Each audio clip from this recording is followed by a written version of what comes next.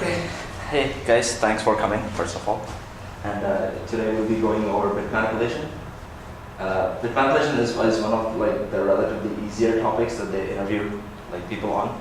And today's class is not gonna, I think, it's not gonna last for 3 hours because there's not too much to go over. And even on LeetCode, if you pull up this topic, bit manipulation, you won't find a single problem that's hard. So this topic inherently is not that hard. But the flip side is, nobody teaches this, at least nobody taught this to me in any class. Did you guys ever do classes where this was taught? No, right? No, I'm just curious, I want to know because I've never heard of people teaching this. Because it's more or less basic, but it's not so basic that you pick it up by yourself. You have to study it. So yeah, that's what we'll be doing today. And before we dive into problems, I want to cover some basic bit manipulating operators. Okay, so let's start with that.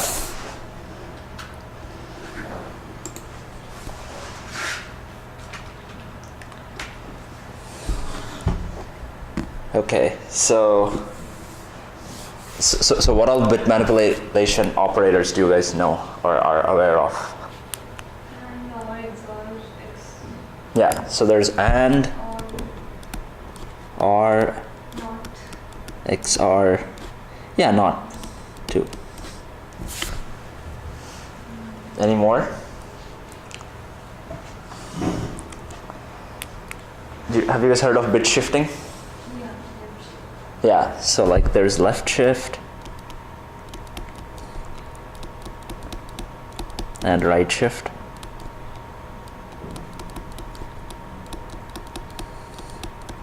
Okay, so in Java, can you guys name what character you use to perform this operation? For instance, multiplication is star, right? So if I want to multiply two numbers, I use star, right? So what should you do if you want to use AND? First of all, it's wrong to call it AND because there's also the Boolean operator AND, right? So just to differentiate, you just always call it bit, what do you call it? Bitwise AND. So yeah, what's the symbol in Java? Just 100%. Yeah, it's 1 ampersand, yeah. The Boolean operator is 2 ampersands, right? Yeah, this is 1. And R? 5. Yeah, it's the pipe. And XOR? Yeah, what do you call that? First of all, it's not a triangle.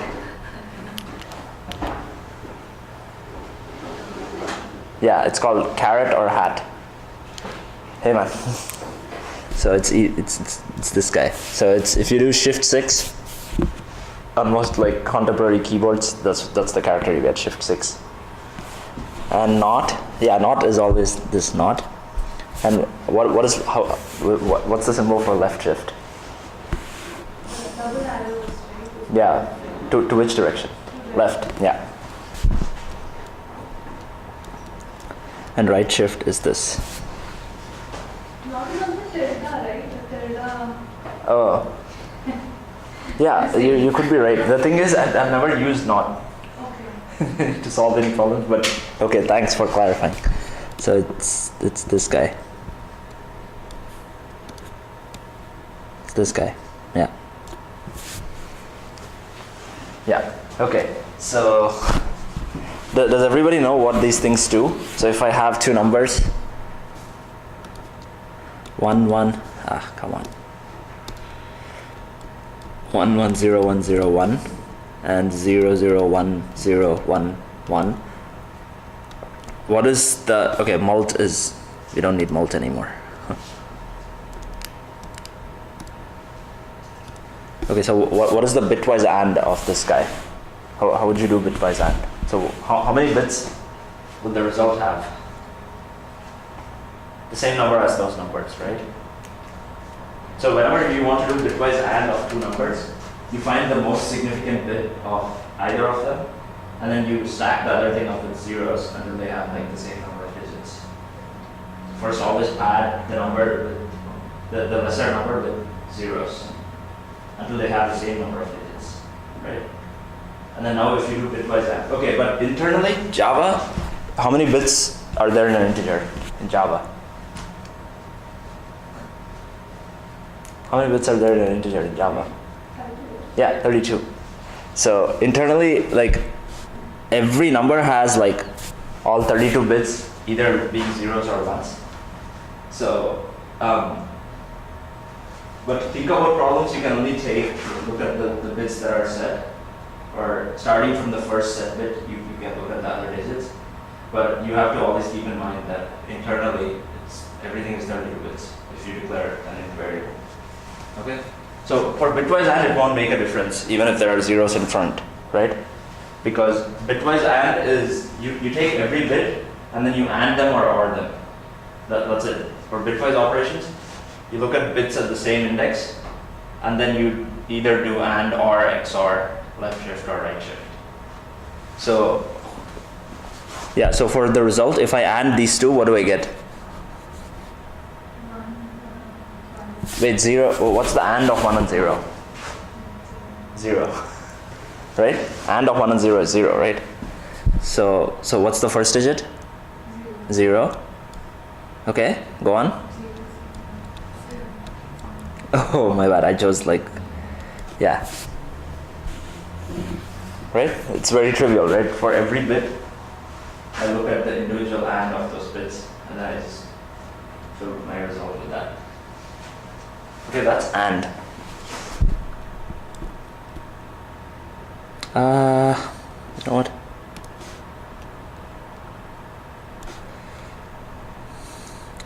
Let me do it in a tabular form. I don't want to write these numbers over and over again.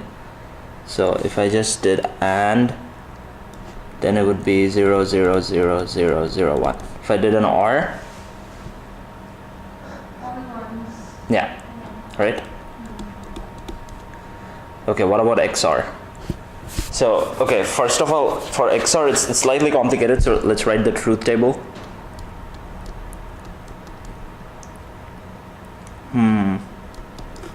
Yeah.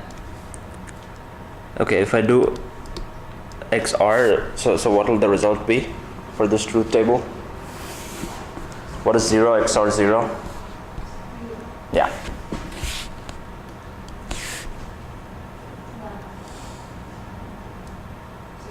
Yeah. So OR is basically whenever you're just doing regular OR, you think is one of the things that is given to me true, or are both given to me that are true, or if none of the things that are given to me are true. So these are only three cases, right? And it will be true if either of them or both of them are true, if it's an OR. If it's an OR, only this would be 0, this would be 1, 1, 1, right? But for exclusive OR, you want exclusively only one of them to be true. If both are true, I still treat that as a false. So that's where the X comes in. That's why it's an exclusive OR. Only exclusively one of them should be true for the final thing to be true. So that's XOR. Another like silly, stupid way of remembering this is these are the only two things that are ones, right? So I draw like an X here. To remember that only this row is ones, and that's an X, so it's an XOR. It's just like a little trick that I use to remember the XOR. Okay, so that's XOR. So now coming to bitwise XOR. Yeah, do one of you want to tell me what the result of bitwise XOR will be for this? All ones except the Yeah. LSB. Yeah. Right? So if I do a bitwise XOR, I want to see for each bit, do I have exclusively only one of them to be 1? If I do, then I put 1 in that slot, or else I put 0.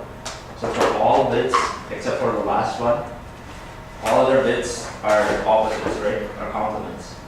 Only in the last position I have 1 and 1, so that's a 0.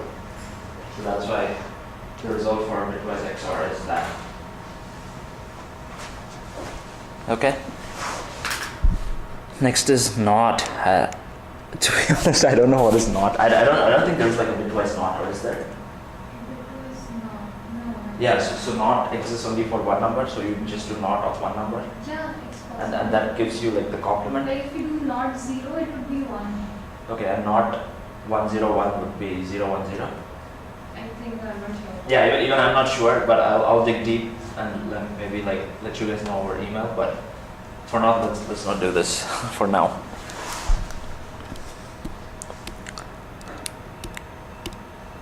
Okay, left shift. So if I take this number and do left shift 2, so let me call this A and let me call this B. So what is A left shift 2?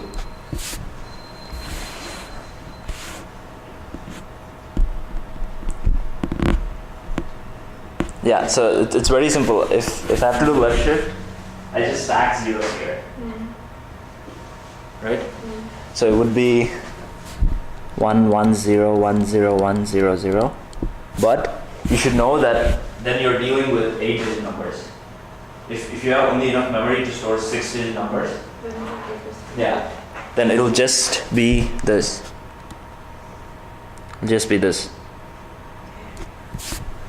Okay, that's left shift. So you just take this number and move it to the left by 2 slots. But if you're moving to the left by 2 slots, what are you doing in empty slots? Just stacking zeros there, that's it. And same with right shift. So if I do A right shift 3, that means it's 0 0 0 1 1 0. Or B right shift 4. What's B right shift 4? All zeros, yeah.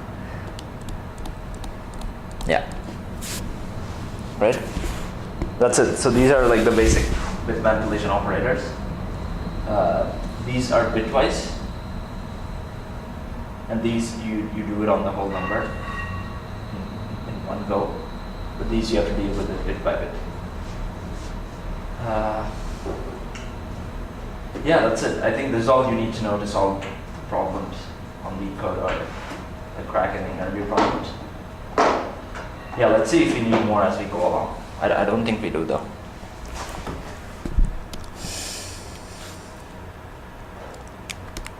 Okay, let's get into the problem part now. Okay, so these are just basics. They just teach you how to use the operators that I just went over and solve like very basic problems. Okay, let's look at this.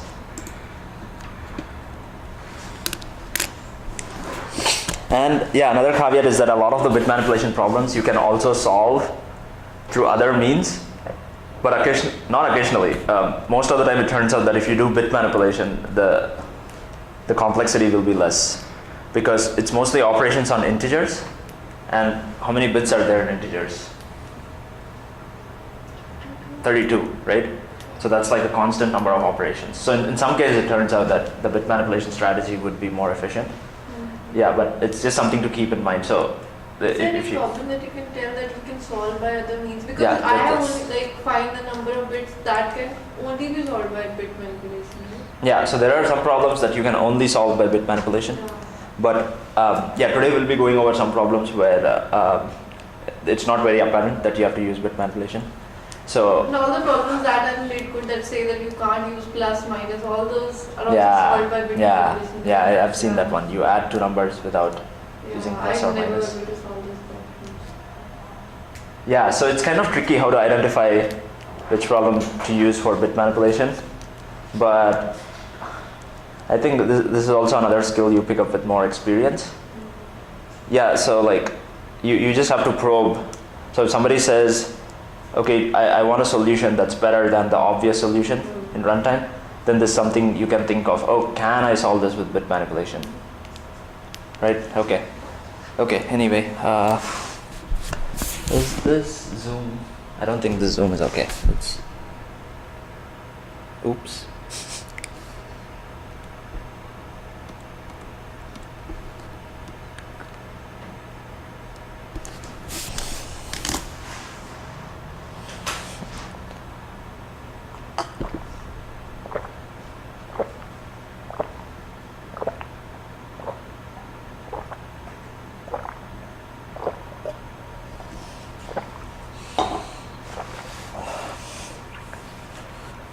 Okay, does everybody get the problem? So, given any integer, you kind of expand all 32 bits. You don't expand, you represent it as an integer with a binary integer of 32 bits.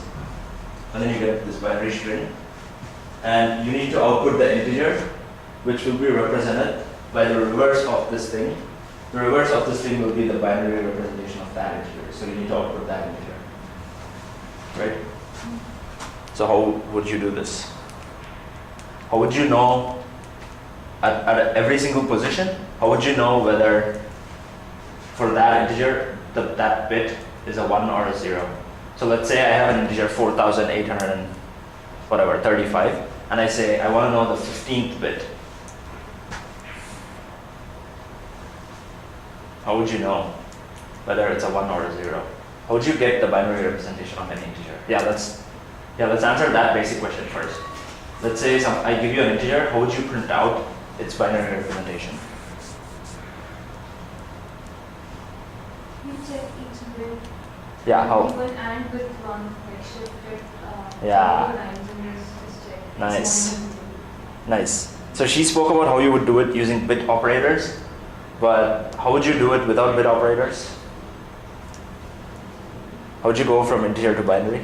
That is the basic algorithm. Yeah, That, you just divide by what? It's a binary, so 2 Yeah, you divide by powers of 2. powers of 2 and then Yeah, that would be yeah, so. and then what is good. Yeah, so okay, let me talk about this basic concept too. It has nothing to do with this problem, but I think I should still talk about it. So if I have 1 0 1 1 1 0, what is the integer that this represents? Like, don't add and tell me, just tell me like how would you expand it? What would be the first step? You can write it as a sum of many powers of 2, right? So what are those powers of 2? That is 2 raised to 4 the index that the number has. Yeah, which is what? 0 to 1, 2 to 2. Yeah. Very basic, right?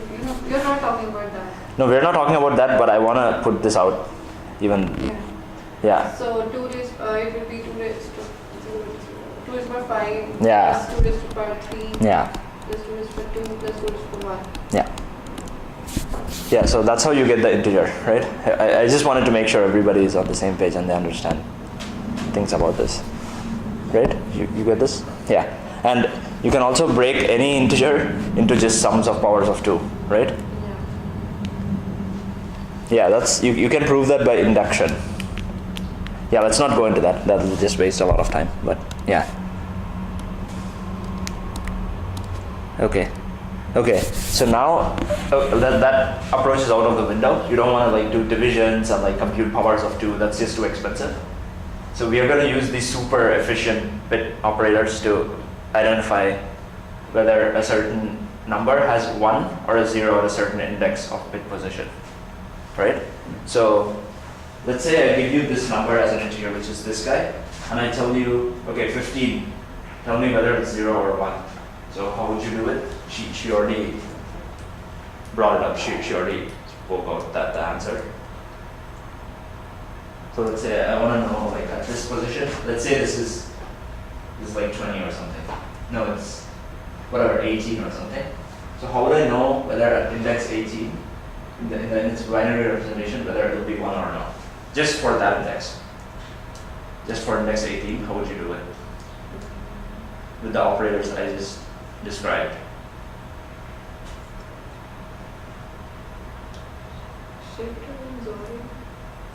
Yeah. That's XORing is also an option, but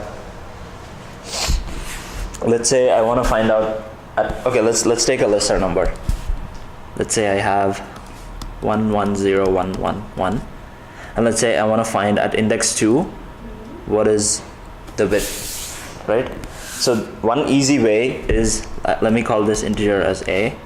If I do a right shift 2, that will be 0 0 1 1 0 1, right? And what is the binary representation of 1? The integer 1? Yeah, what is the binary representation of the integer 1? Yeah, but in like a 6-digit binary system, how will you represent it? 6-digit binary system. in a 6-digit binary system, how will you represent 1? So I want you to give me like a binary string of length 6 that represents 1. Yeah. So, And then we can include. yeah. So the main problem is I want to know whether the index at this bit is 1 or 0. So all I do is this index, right? So I right shift it by that many times. Then I get that index in my last position. And then I take 1. And what will happen if I do a bitwise AND? What will this give me? And we'll give all the zeros and then 1. Yeah. So basically, if the last bit was 0, I would have 0. If the last bit was 1, I would have 1, right? So this is just this, which is 1, right? So all I have to do is, if this is true, then I know that the bit at index 2 for this integer is 1, right? That's all I need to do. Just remember this. Like this formula is going to come up a lot in the problems that we're going to solve today. So now going back to the original problem. So all I need to do now is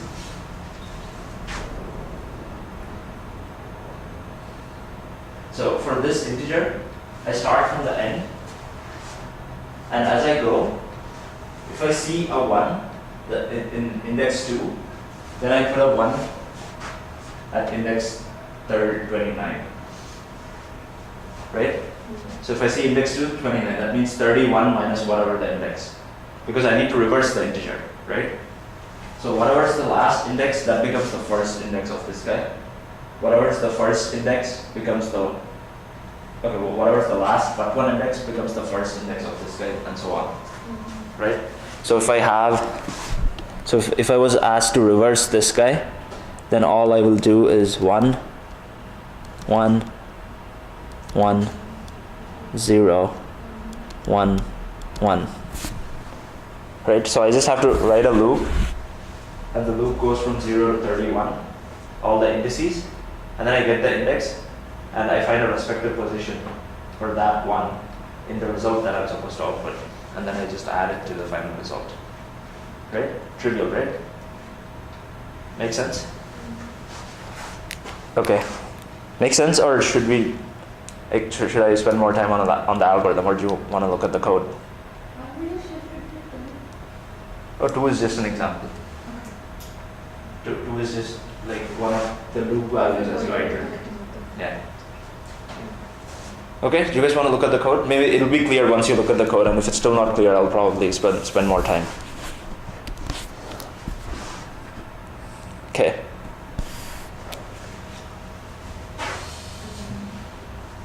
Yeah, so int reverse equals 0, and I go from 0 to 32. And what does this tell me? What does this tell me? This is telling us what is at that position. Exactly, at index I. Thing. Correct. So yeah, so at index I know whether the bit is 0 or 1. And if I know that it's 1, then to my reverse, I take that bit. So if the bit was 0, then this whole thing will be 0, because 0 left shift, right shift by any number is still 0, right? Yeah. But if this guy is 1, then I left shift it by 31 minus I, right? Yeah. So that means if I had a 1 at the 0th position, at I equals 0, then I left shift it by 31, so it comes all the way to the end. That's the reverse matching, right? Okay, let's try to take this and let's go over this in Paint. Because this is the basic. I want to spend more time, because once you pick this up, the other problems are going to be trivial.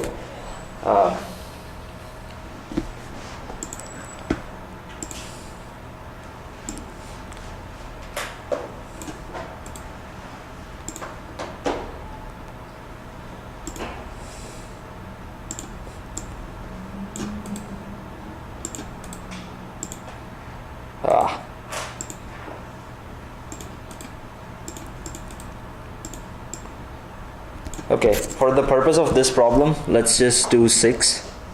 So 6 and 6. Okay? So let's say I have this integer 1 0 1 1 0 0. Okay, this is a or n, and I need to return the integer which would be represented by the reverse of this binary string, right? So I go into the loop. First I equals 0, right? I just declared reversed, and now I equals 0, and int bit is n right shift by 0 and 1, which will be what? Yeah. For I equals 0, what will be the value of bit? Would be 0 because 0. you are adding with 1. Correct. Yeah. So because it's 0, then yeah, because it's 0, then to reverse I add 0 left shifted by something which is still 0, and same for this 0. Then now I come to this one. This is the interesting part, right? So this is index 2, and I know at index 2 it's a 1. Yes. So I take 1 and I left shift it by 4, right? So that means right now I have 0 plus 1 left shift by 4 is what? 1 0 0 0 0, right? Hang on. No, but you have 0 0 and then you are shifting 1 by the 4, so it will be 1 then 3 zeros, right? Say that again. So this is I equals 2, right? So this is 0 1 2, and oh right, this should be 5 minus I, because for 32 bits we did 31 minus I. Yeah, so this guy should be 5. Yeah, so now I left shift by 3, right? And my reversed was 0 until this point.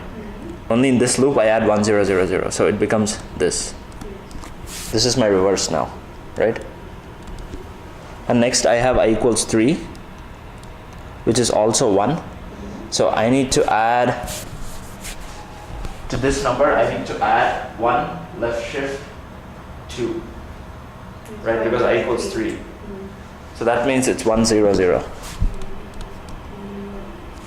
So sum of these two is this. So it'll be, yeah.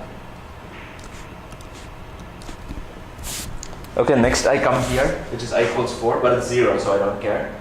Then I come here, which is I equals 5. And I do with left shift 5 minus 5, which is 0. That means don't shift it. So just add 1.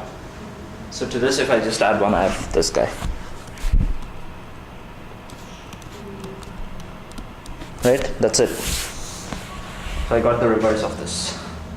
So the tricky part is just getting the bit. Right? And what I was getting, XORing won't work, right? Because the integers Yeah. won't be that clean as it is with AND. Correct. So XORing won't work because if you XOR with 1, then you could get a 0. Then we can get something else also, like 0 1 0 1 something. Yeah. Yeah, you can also do XORing though. Yeah. Because the digits in the front could That be, will- yeah, there'll be complements of whatever's in the above digit, right? So you don't want that. Yeah. So just go with AND, the simpler one. Okay, does this make sense? This will give you the reverse, right? Yeah. Okay, next problem.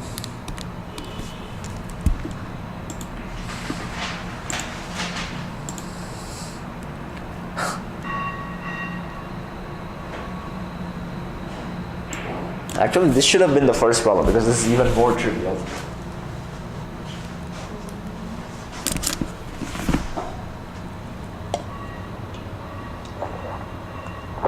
This also we can do that approach.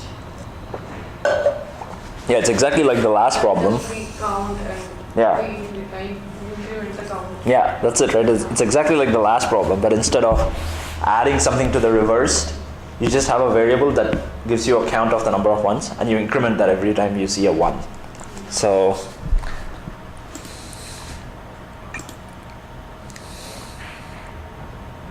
yeah. That's it, right? I don't even need to do the algorithm for this, right? This is too trivial, right? Is it? Or you guys okay? Or do you want me to spend time on this as well? Okay.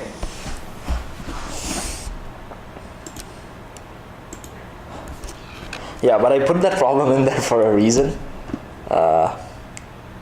Okay, this brings us to the next problem.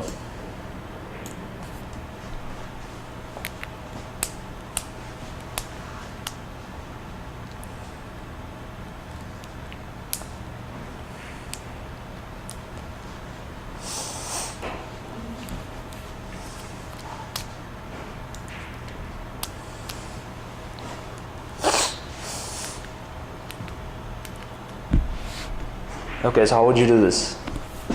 Does everybody get the question? So the question is very simple. I'm given two integers. I get their binary representations. And then I stack them index by index. And then for each index, if they're different, then I have a Hamming distance. I increment my Hamming distance. So I only have 2 bits where they're different, right? So the Hamming distance of 1 and 4 is 2. Because they're different here and they're different here. That's it. Here also just one loop will run. We'll get bit 1, bit 2, something like that. And then we can do Yeah. it. Yeah. So that's one way of doing it, right? So from 0 to 32, I look at all the bits and see if for each integer, if they're differing, Then add. yeah, then I increment my total Hamming distance. If they don't differ, then I don't do anything, right? But could we use the previous function to solve this more efficiently? So the previous function was, you wrote a function that will take a number and it will tell you how many 1 bits are there in that number, right? Can you think of a bitwise operator that you can use and use the previous function to solve this?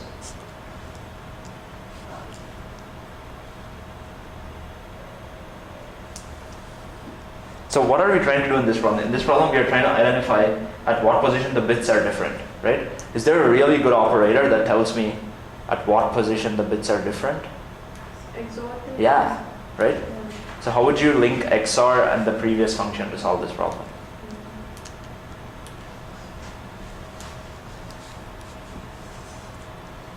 I think should both of them. No. You're close. I mean, because I have to check each bit of both the numbers, the corresponding bits. Yeah, that's what she proposed. So that's one approach, where you write a loops going from 0 to 32, and then you do it yourself.